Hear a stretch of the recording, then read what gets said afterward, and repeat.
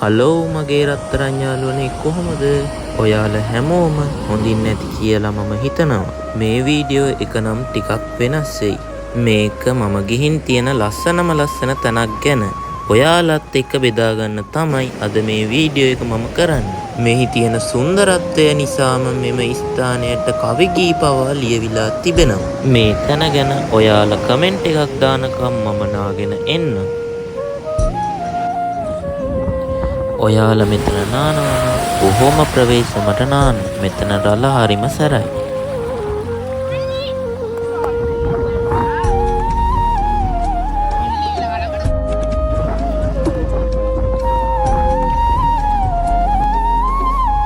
ඔයාලට බලාගෙන ඉඳලා මහන්සිත් ඇතිනේ. ඇයි බලන් ඉන්නේ? එන්න අපිත් එක්ක පාන් කෑල්ලක් කන්න. කාලම රවුමක් දාමු. ඉතින් නාලා කාලා ඉවර වෙලා මම ඔයාලව එක්කන් යන්න හදන්නේ ලස්සන තැනක. බලන් ඉන්නකෝ අපි කොහෙද යන්නේ කියලා. ඉතින් මේ ස්ථානය ගැන ජනප්‍රවාදයේ කියවෙන විදියට මහා කාල දෙවියන්ට සම්බන්ධ පූජනීය ස්ථානයක් ලෙස රාවණාරජුගේ ගුවන් යානා පැදවීමට භාවිතා කරපු ස්ථානයක් ලෙස සැලකෙනවා.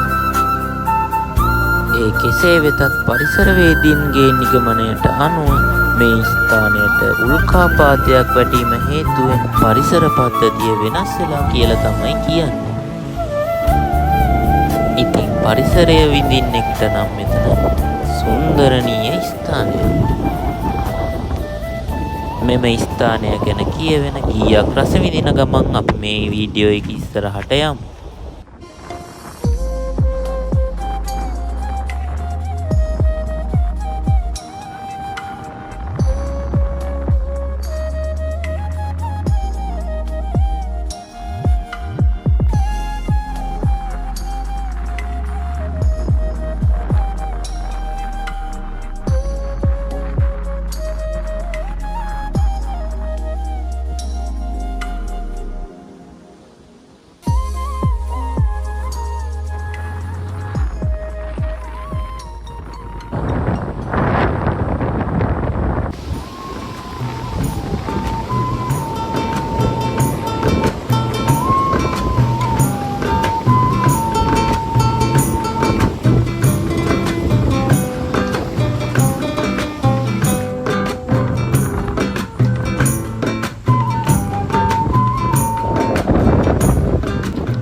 ඉතින් දැන් අපි යන්න හදන්නෙත් ලස්සන ගමනාන්තයකට.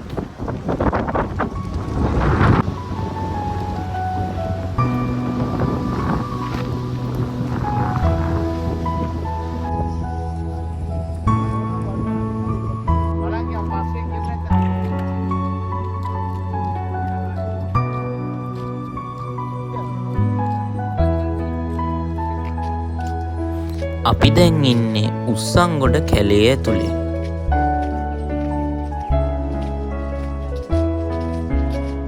ඉතින් වීඩියෝ එක අන්තිම වෙනකන් නරඹන්න කියලා ඔයාලගෙන් ආදරණීය ඉල්ලීමක් කරන ගමන් බලන්නකෝ ලස්සන.